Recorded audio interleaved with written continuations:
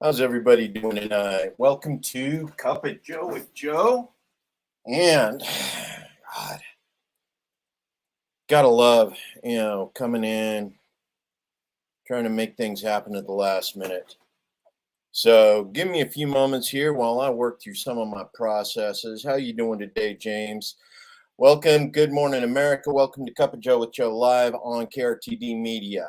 We have an interesting series of topics that actually needs to be covered today. Well, that we will be covering. Doesn't necessarily need to be covered, but that is what we are here for. Ah, yes, there we go. That's the one I'm looking for. So, medieval America, welcome to, yes. Hey, James, you bring up an interesting point that while you were waiting in the lobby for me to come live, no state shall make or enforce any law which shall abridge the privileges or immunities of the citizens of the United States, nor shall any state deprive any person of life, liberty, or property. Now, this is the 14th Amendment, okay? 14, okay? 10-4, 10-4.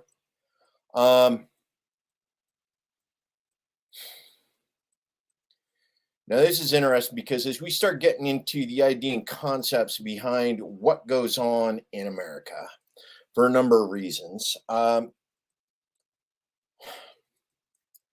go ahead and take a look at the way this is actually set up. Okay, so the big issue comes around from recent Supreme Court decision, Roe versus Wade. Okay, now this isn't actually a decision because it's still about 2 months before it's actually released.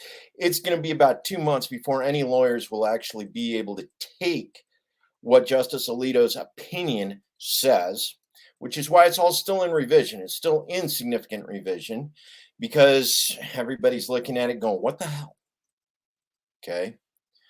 But what that opinion means with regards to review of cases, and James, women's rights.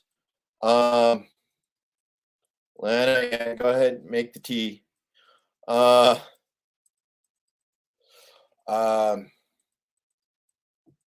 love you guys. Here you are doing the things that just keep you getting through the day, while the rest of the world continues to, right? Dude, it's beer 30 somewhere. So Justice Alito, let's go ahead and talk this issue regarding the Supreme Court leak. Okay. International Human Rights Declaration. We'll actually get around to the international, actually, yeah, I'm trying to remember exactly what the term is, but the United Nations International Human Rights Declaration. Okay, this was a post-World War II thing. We'll come back around to that here in a little bit. But one of the things I want to bring up here is the aspect of the unprecedented leak of Judge Alito's opinion that had been circulating around the court. Okay, now there's some people who are claiming, yes, the new gal, it's her clerk. Well, nobody knows who's actually responsible for it. Judge Justice Roberts has called for an investigation to determine who's leaked the document, although he did validate that the document is the rough draft that Judge Alito has been circulating for revision and review among the rest of the judges. Okay. Now, this is basically a violation of the privacy of the judges that are circulating this, which is an interesting concept because here we are respecting the privacy of people who are responsible for setting jurisprudence regarding laws and legislation in the United States. It's like they don't want their views to actually be presented to the public until after they've gone through internal review and has actually been approved as the majority opinion by all those who agreed with the majority opinion. And this is one of those things. Currently, the 9 people sitting on the court, or 8 actually in this case, the 5 who are part of the majority opinion, 4 of which are actually part of the agreement that will be determining. And I think Justice Roberts is actually waiting to see what Judge Alito's majority opinion is before he decides whether or not he's going to sign on with it. While the other 3 justices, as even though there's 9, one has not actually taken her seat on the court yet. So you're looking at 5 of the 4 coming in with the majority, overturning Roe versus Wade. And they're upset because their opinion was aired approximately 2 months early. And we can step back and go, well, what else is going on that they would leak something so inflammatory to the public, especially understanding what it is that's coming down the road. Now, there's an awful lot of opinions and views regarding the logic used by Justice Alito in his leaked opinion, and an awful lot of it calls to what essentially is a review of Supreme Court policy, of Supreme Court rulings over the last, could go clear back to as much as 100 years. He made reference to the Dred Scott decision, which was, pre-Civil War America. The idea that, a federal employee, in this case it was, I believe, an Army colonel, had his slaves. He was a Southern gentleman, and he was assigned to a Northern outpost, which was a free state. He took his slave with him. And once his slave lived in the state for long enough, he actually sued for freedom. Now, the initial Dred Scott opinion actually said that, Dred was to remain a slave because the state had no jurisdiction over federal employees. Now, later, that opinion was overturned. But here we have Alito going through and using historical logic, that calls into doubt, the jurisprudence of essentially every one of the Supreme Courts between now and then. So this is one of those things where we were looking at the idea, Amy Coney Bennett actually and Judge Kavanaugh, we're both going, well, no, we believe in the jurisprudence. We believe in case law. We believe in following the doctrine that's been established by prior SCOTUSes. We now understand that that was a lie. That was a lie when they spoke to the Senate for their confirmation hearings, saying we believe in established case law. We will support established case law. In this case, they didn't. They literally threw it all back in our faces and said, we're actually going to set precedents with Roe versus Wade, in that every Supreme Court opinion over the last 100 years can now be called up for review and appealed for a potential overturn. Okay, so even though the initial shockwave comes in through this aspect of, who is allowed to do what with regards to abortion rights. Now we are looking at things like Loving versus Virginia.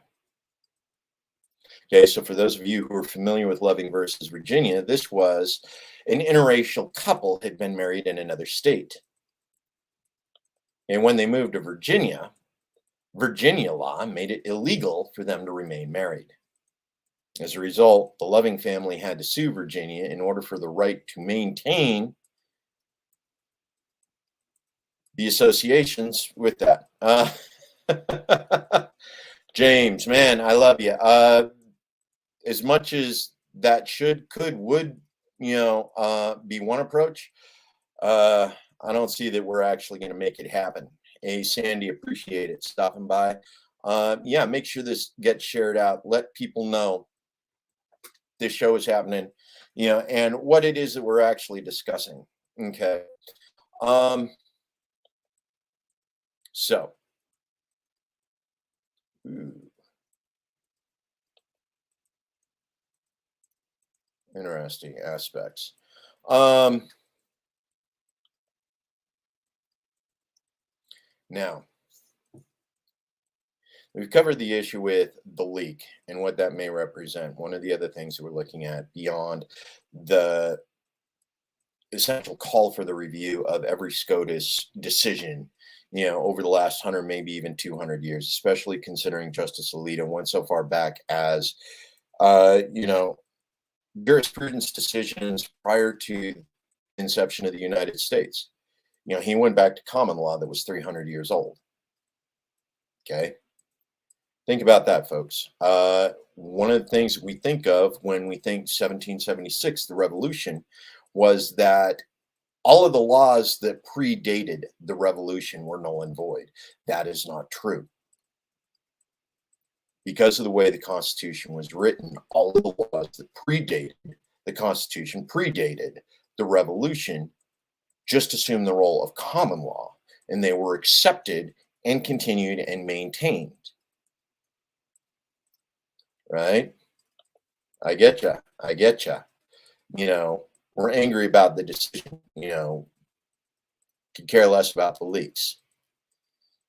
Now, there's some long-term results associated with that. And one of these things that I actually want to talk about a little bit later is what this represents, one, to individual rights, individual freedoms, above and beyond the aspect that all of these cases are going to be reviewed by what is essentially a conservative and volatile. Okay, let's admit it here. This Supreme Court has decided to be conservative activists rather than conservative judiciaries. As a result, we can see that some of these reviews are going to be deliberately divisive and volatile. And like this decision, we'll throw it back into the hands of the states. And this is interesting, especially as we tend to take a look at some of the other decisions in which the federal government, in which the Supreme Court of the United States has awarded powers, rights, and authority.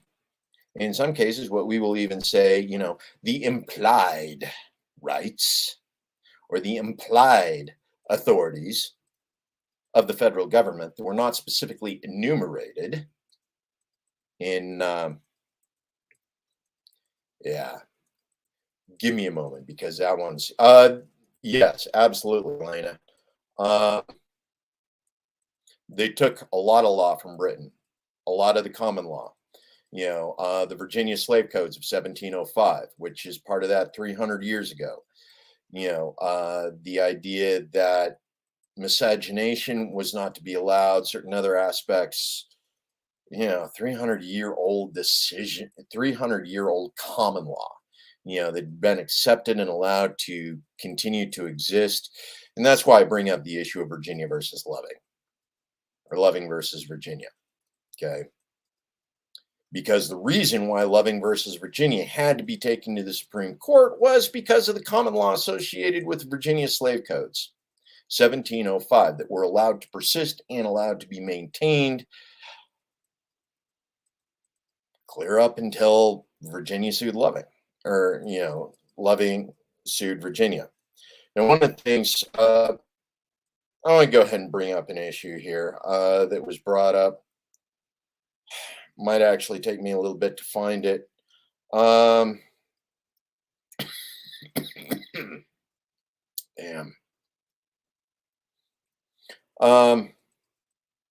Let's go ahead and talk about some of the other things while I'm waiting to pull up this specific one. The tweets, my pregnancy with the twins. Okay. Good story. For those of you who are interested, this tweet, the comment from Brandy is actually on the YouTube channel. So if you want to go ahead and go to that and follow the link right here. So follow up on Brandy's story where where she talks about abortion rights as healthcare. We'll talk about that. You can read up on that and actually get in on that discussion.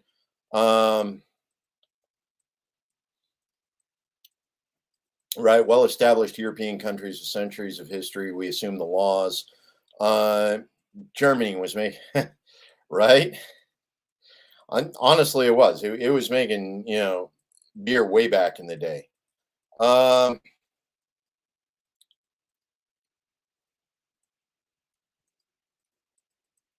It's one of those things. I absolutely should have marked this.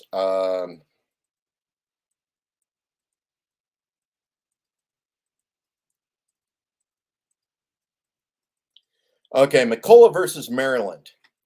Okay, now this was an 1819 decision, and honestly, this one is of particular interest. Reason why is because this one actually had to do with wheat distribution and whether or not the federal government was able to control agricultural production. Okay, so it's a landmark U.S. Supreme Court decision that defined the scope of U.S. Congress's legislative power and how it relates to the powers of American state legislators. Okay, now the dispute in McCullough involved legality of the national bank and a tax that the state of Maryland imposed on it. In its ruling, the Supreme Court established first that the necessary and proper clause of the U.S. Constitution gives the U.S. federal government certain implied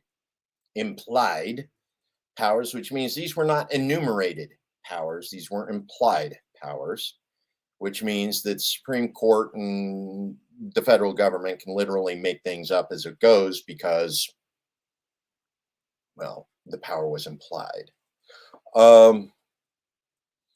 Okay, implied powers that are not explicitly enumerated in the Constitution. Secondly, that the American federal government is supreme over the states.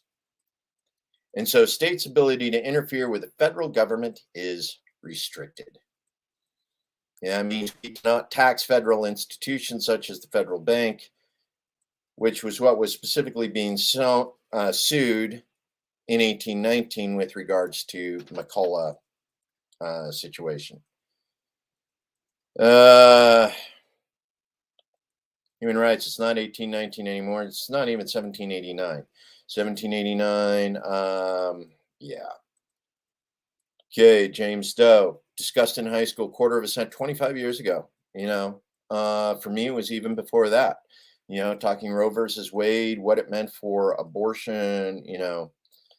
I think a lot of this is a result of far too much focus on federal elections and politics. And we need to take our state governments more seriously and build a state body politic that is more independent. Okay. Think that through, folks out. Pay attention to that aspect of things out there because Mike actually nails it with this. Okay. Over the last few years, we've allowed federal policy, federal politics to become the dominant to the point where, states no longer even try to maintain their own autonomy. It's the government gets the bulk of the taxes. The federal government collects the bulk of the taxes. Let's go to the federal government in order to collect money.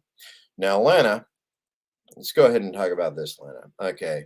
So many lawyers, what it means.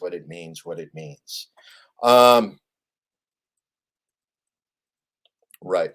And be more willing to challenge the rules and resist rules of the federal regulations. Now, one of the things that's interesting about that is we talk about the idea of the Commerce Clause. Okay, about 2 years ago, we ran through an issue with regards to agriculture. Reason why is because the Food and Drug Administration decided that they were going to change the regulations on canning goods. Okay, now this comes under the heading of regulatory capture. Reason why is because there were an awful lot of small companies as well as nonprofit companies. For those of you who grew up in Idaho, Utah for that matter, and it's growing concern across the United States, the LDS Church, the Latter-day Saints, commonly known as the Mormons, maintained voluntary canning facilities. And every one of these canning facilities, as well as the farms in which the products came from that were to be canned, had to meet very specific guidance and regulations in order to continue operations. This meant that in order to meet the regulations that Libby and several other significant canning industries, remember there are only three major corporations that handle most of the food supply chain in the United States, okay? That's one of the beautiful things, okay? There are people who are saying Roe versus Wade, the decision, okay? Some of you are going to absolutely hate me for what I am about to say. But when they decided to throw Roe versus Wade out because of federal authority, okay, they threw away an awful lot of the assumed federal authority that has been practiced in the United States since the Civil War. Which means those of you who are active, involved in things like human rights, civil rights, justice reform, okay, you're no longer lobbying the federal government. You have to lobby. You have to be active in your local government. You have to be active in your states, because literally this Supreme Court decision said we give the states back the power we assumed after the Civil War. Okay. Now, for those of you want to be a sovereign state, your federal government's not interfering in your internal affairs. Okay, this is one of those things that this ruling does. It gives the power back to the states. I'm not sure Alito understands that yet. But his particular sort of reactionary activism and the way he phrased some of his sentences, the way he approached the logic, he literally threw it back to the originalism and said, states' autonomy once again. Now, from a civil rights aspect, okay, a lot of the powers that were assumed by the federal government were literally to go into states and say, hey, you're in violation of civil rights. You're in violation of human rights. Okay. Let's go ahead and take a look at some of these questions that we got going on. Okay, Lena, yeah, so much for lawyers. Similar note. Georgia candidate may a statement need be able to vote anywhere in our state. Appealing the 17th. Great start to establishing accountability. I remember right. 17th was making the Senate seats a popular vote. James Stowe, sovereign states. Okay. Ask yourself how sovereign nations feel when the U.S. government comes to oppress. That's a big can of worms. Welcome to multilateral global politics. Now that Russia and China have decided that the U.S. is no longer going to be able to operate globally in a unilateral manner. It's going to be fun. Okay. Planned Parenthood for screenings of all kinds. Okay, now this is an interesting aspect of Planned Parenthood that isn't often talked about. Reason why is because prior to the 1970s, early stages when the Planned Parenthood, there were an awful lot of eugenicists that took up positions with Planned Parenthood facilities. And many of them were involved in not necessarily doing the proper planning and advising when women came in looking for prenatal care. They actually proceeded with forced abortions and forced sterilizations in much the same way that the California prison system was doing clear up until 2010. Okay. For those of you who are not aware, forced sterilization was still occurring to female prisoners in California penitentiaries as late as 2010. Okay. There were allegations of the same things were happening in Planned Parenthood clinics all across America clear up until the 1970s. 1980s.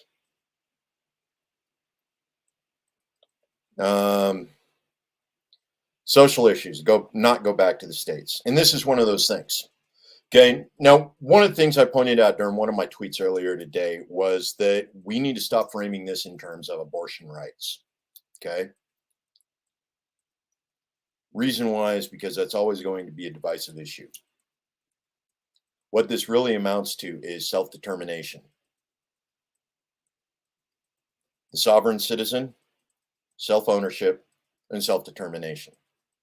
Okay, your body, your choice.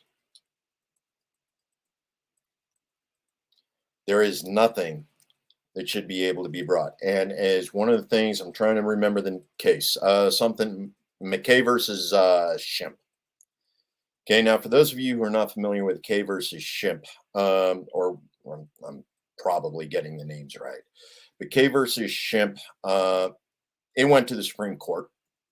Kay needed a bone marrow transplant in order to live. Okay, Shimp was on the bone marrow donor list, and he decided to decline the opportunity to save McKay's life. After he had already put himself on the donor as a match, as a bone marrow match, which matched for Shimp. And as a result of his decline to participate in the bone marrow donation that would have saved an individual's life, he went to the Supreme Court. What this amounts to, the decision as it came down, said basically the state, in this case the courts, cannot compel an individual to accept an invasive procedure or use of their body in such a way that put them at risk or endangered themselves. Well, for that matter, it doesn't even matter if it was safe. Okay, the state cannot compel an individual to do something with their body that they don't want to do. And this is the determination of consent. Because one of the things that's noted is while the judge did call Shimp's position morally reprehensible, because Shimp was within the ability to save an individual's life, it was not within the power of the state to compel Shimp to proceed with the donation that would have saved McKay's life. Okay, that goes back to this same situation with regards to self ownership, sovereignty. Okay, should the state be able to compel you to do something with your body that you do not consent to?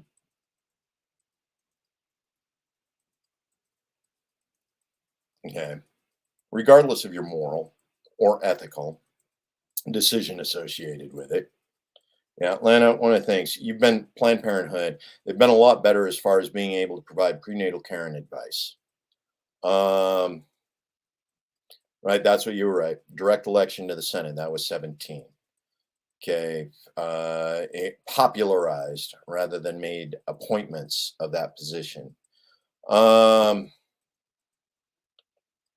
Forced sterilization been going on, for incarcerated women, 1800s, 1850. They actually, what was it, Massachusetts, when they started doing the forced sterilization on inmates of the insane asylums. And again, this was for those who are waiting for for those waiting for political asylum. Okay, not just the ones that were put in insane asylums because their husbands no longer appreciated their attitudes. There was forced sterilizations along those lines because of hysterics. But the forced sterilizations have been going on for a significant amount of time. And it's simply because they are not advising the women of the medical procedures they've decided unilaterally to perform on them, such as hysterectomies. Right? U.S. immigration contractors sterilizing immigrant women as recently as 2020 in order to come to the United States and work as a contractor in the United States. Sterilization mandatory. Coercion. ICE detention centers. Yeah. Yeah, about that.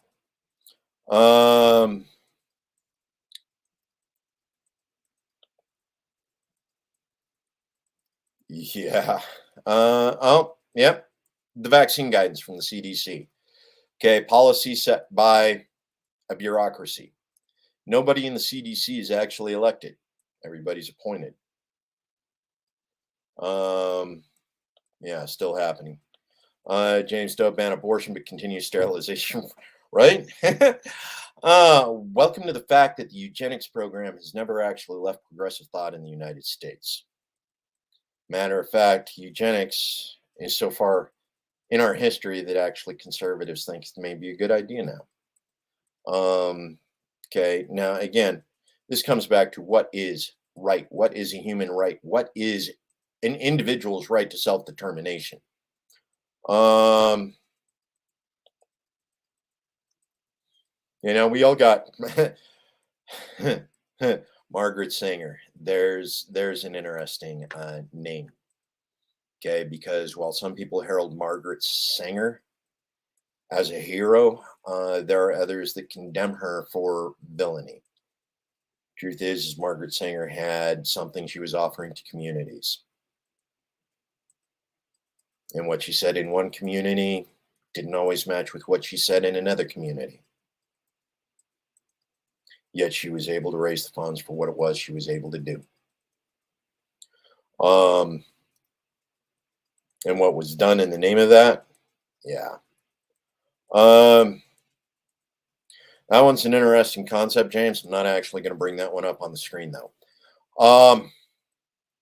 Okay. Sovereignty, self-ownership. Okay. That is the ability of a woman to decide how her body is going to be used. Yeah, love her or hate her, got to be honest about our heroes and our villains.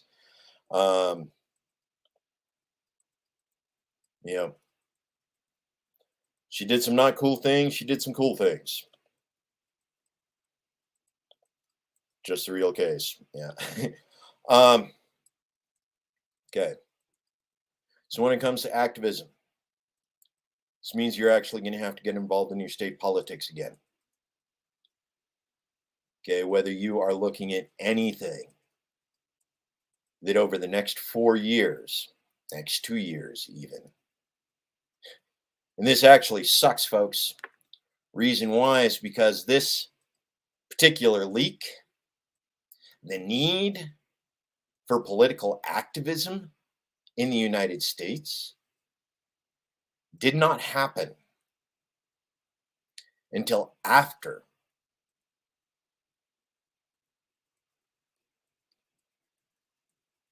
the latest possible date for most of the places to register to be on the ballot in the United States. In Idaho is March 13th. How many people right now are wishing they had decided to sign up to run for office to be elected against who is currently running because of this particular leak? Who can't now? You won't be a viable candidate. 2 years of status quo, 2 years of your states' rights activists will be able to sit in state legislators writing rules based on the belief that the Supreme Court of the United States will continue to throw back authority after authority after authority to the states to write regulations and decisions on. Okay? With this Supreme Court, your need to be locally active in politics just became prime. I'm running for a congressional seat. This Supreme Court just took away a significant amount of the authority of the United States federal government, the United States Congress, to determine and decide policy in the United States. Get active locally. The President and the United States Congress does not mean as much today as it did 48 hours ago. Your state legislators, your state governors, your state superintendent of schools just became some of the most important, some of the most critical decision makers for the next 8 years, maybe longer, depending on how long this particular panel of the Supreme Court of the United States continues to stand. Okay? Get local, get active. Because this ruling's not just about abortion. Not anymore.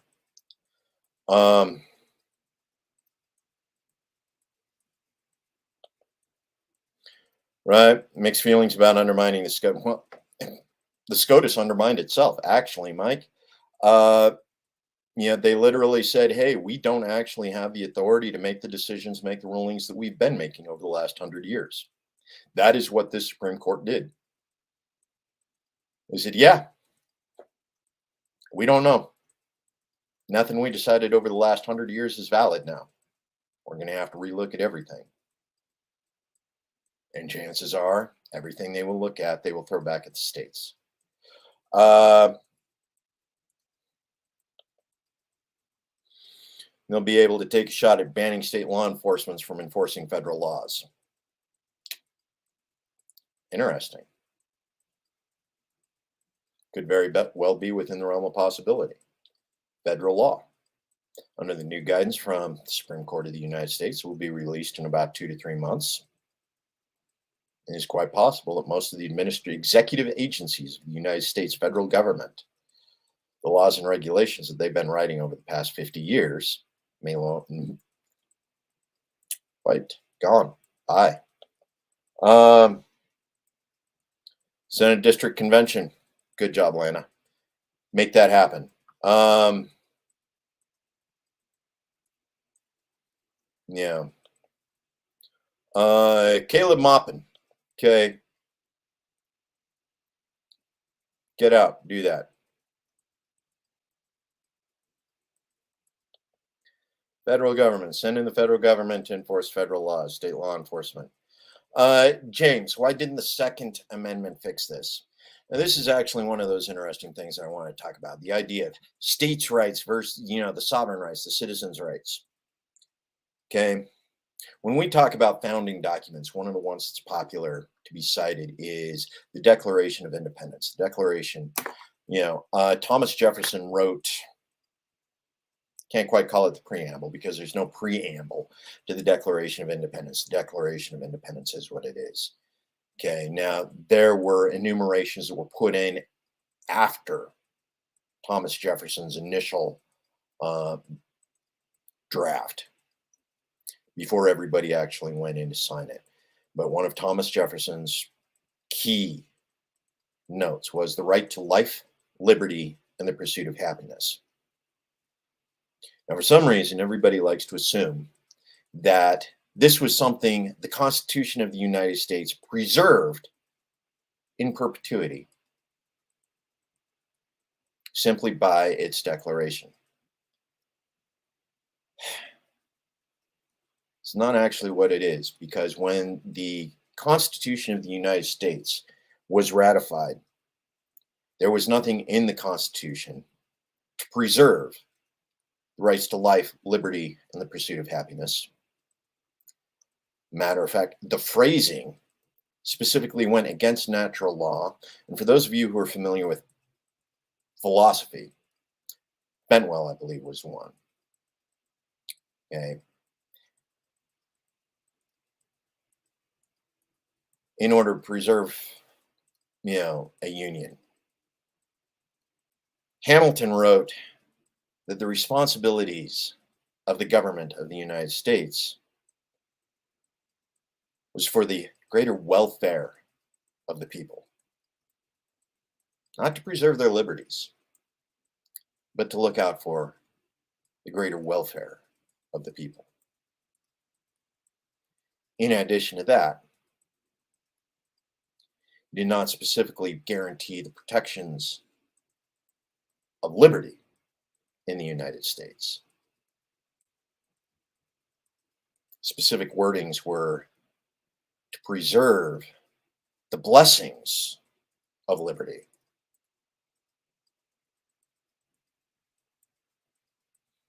Which, depending on how you play games with words and what they mean. And no intention of preserving liberty for the people, but liberty for the agency, the agents of the government.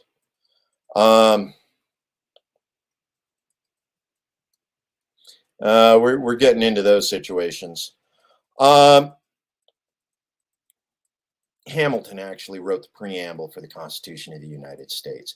There is no preamble for the Declaration of Independence, although Jefferson did write the core. I think it was the first 2 or 3 paragraphs of the Declaration of Independence, which was the key one. First paragraph included the right to life, liberty, and the pursuit of happiness, which Hamilton promptly struck down with the way he wrote the preamble for the Constitution of the United States. Um,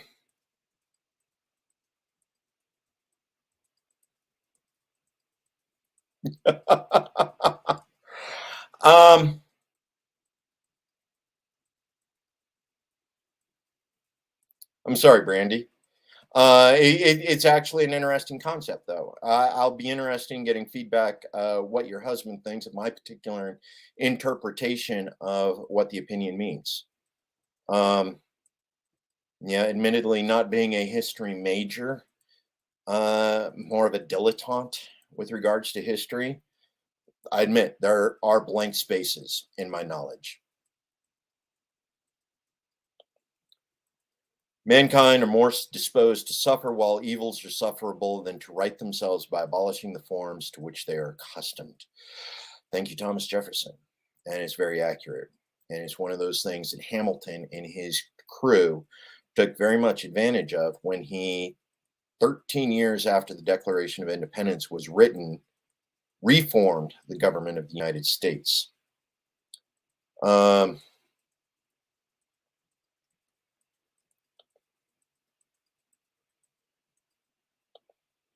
Pursuit of the happiness the government has told you to pursue. Yeah, and as we talk about, promote the general welfare. Okay.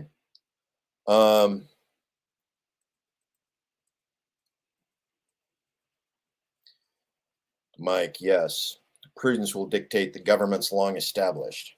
That's why the second hasn't solved the problem yet. The reason why is because we are still suffering. We have found the suffering to be tolerable. The forms of government that we allow ourselves to be subjected to are acceptable for some.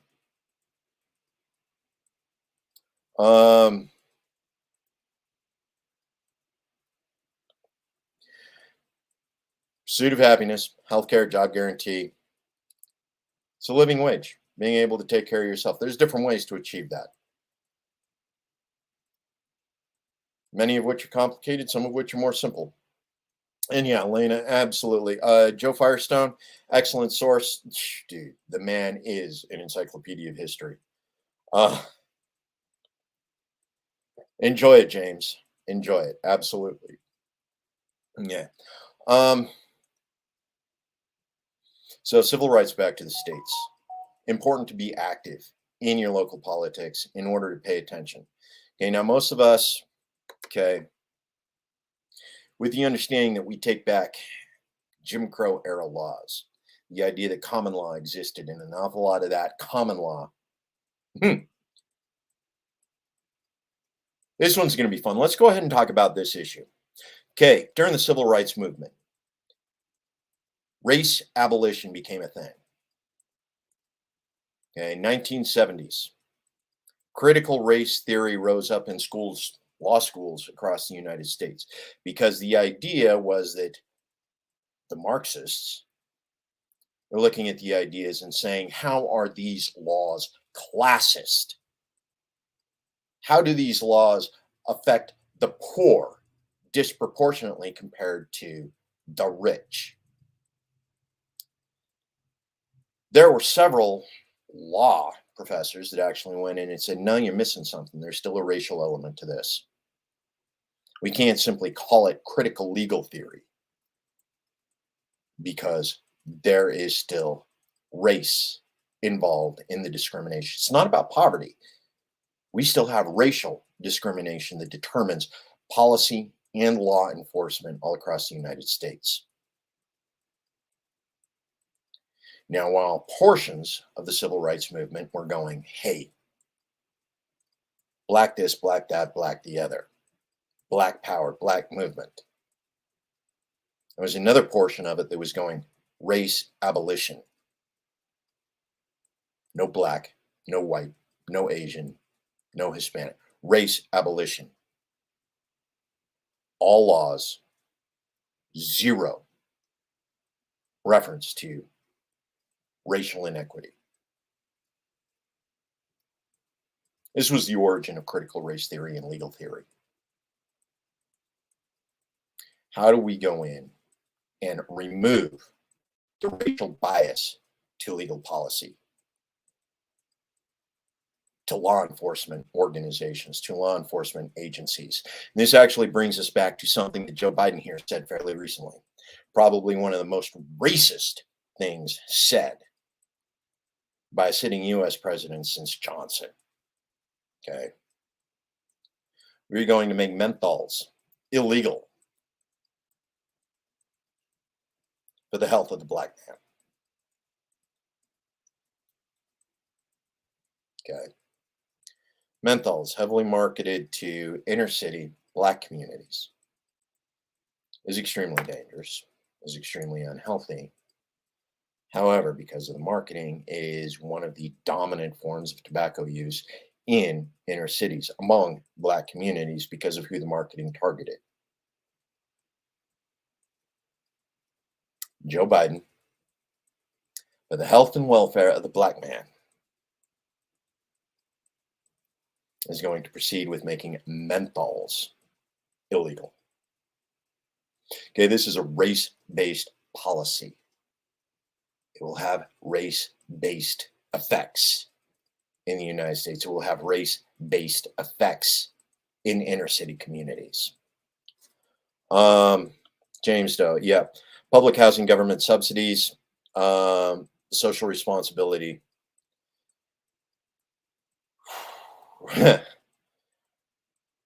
Ailmany, Alabama. Black people in her crew were afraid to be out of the hotel. Right? Russellville. Character is good old-fashioned, quaintly, grandfatherly racist. I know what's best for the black man. Yeah, that Joe Biden. And here we are not only looking at a retroactive presidency, we're looking at a retroactive SCOTUS. We are essentially rolling back civil rights. We're sending it back to the states. Reason why is because we have determined that the right to life, liberty, and the pursuit of happiness is not within the authority of the federal government, but resides in the authority of the states.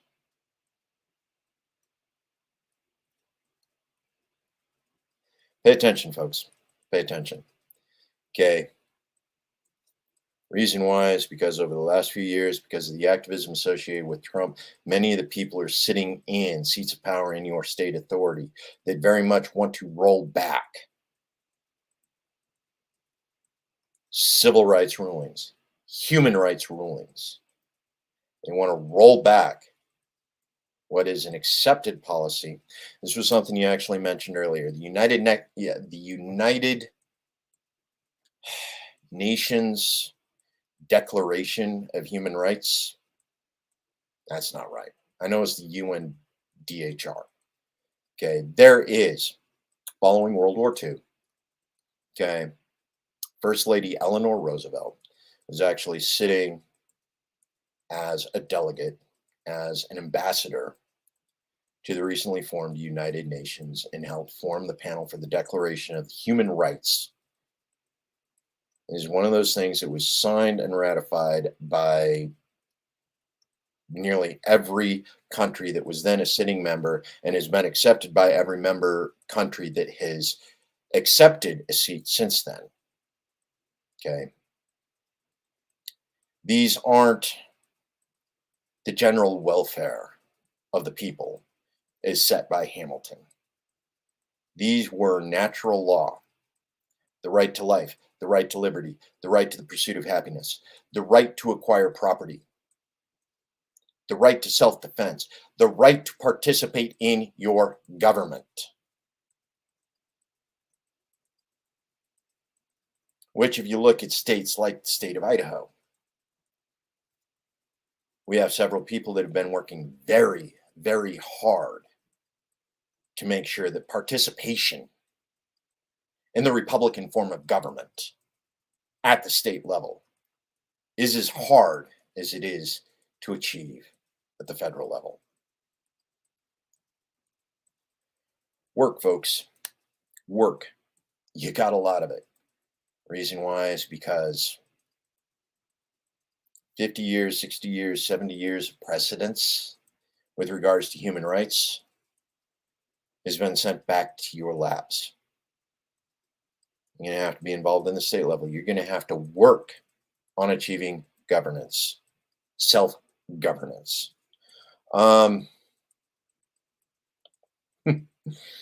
Ultra, I'm assuming that's ultralights. Okay. But yeah, the menthols back in the old day. Yeah, these are all good. You know, pay attention to what's going on in life, in the things that are going on. Awesome. Okay.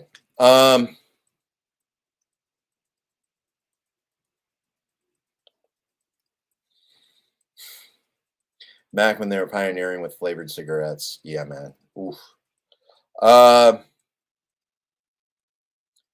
Yeah.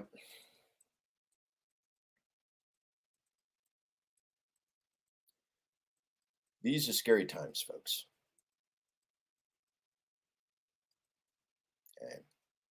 And in a lot of ways, a number of politicians, a number of conflict entrepreneurs will be taking advantage of this in order to continue to scare people into accepting decisions that are not in their best interest. Now is not the time to be scared. Now is the time to be brave. Now is the time to look to your future and seize the potential so that those who want the power, who want your power, can't take it from you.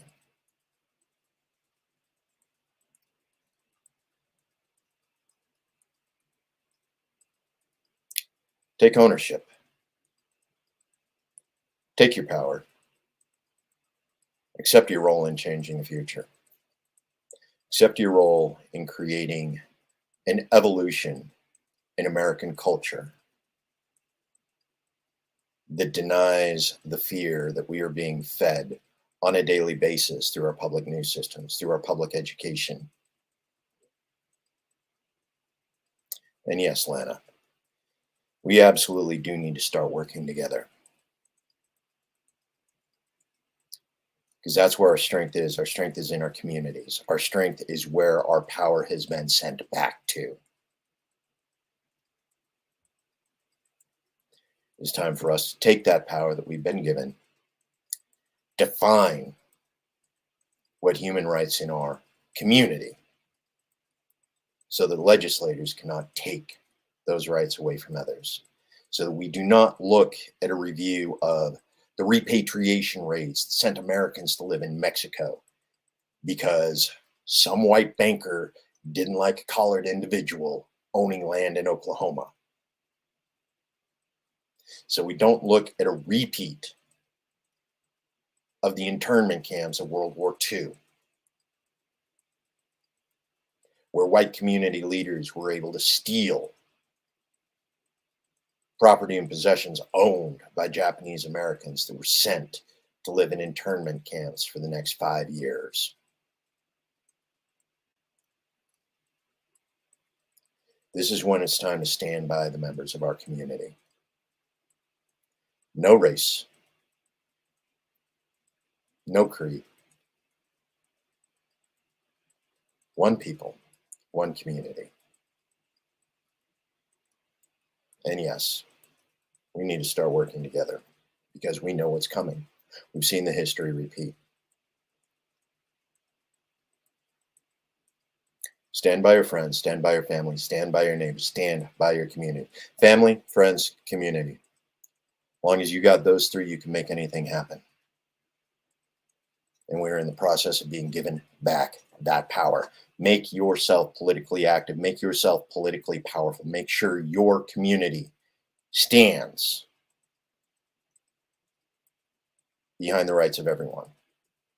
It stands behind the rights of self-determination for every individual. That stands behind the sovereignty of the citizens of your community. Consent and consensus. Those are the rules, man. Stay safe. It's enough of my rattling on for the last hour. I appreciate everybody who came in. Listen to me, listen to my talk, listen to my rant. Vote gold, dump the incumbents. Vote green if you don't have a gold to vote for. All else fails, vote the independent. Well, independent, green, gold, third party, anti-incumbent. Do what you need to do, folks. Live, love, learn. See you next week. Take care of yourselves. Stay strong. Be bold. Be fearless. And lead from the front. Take care.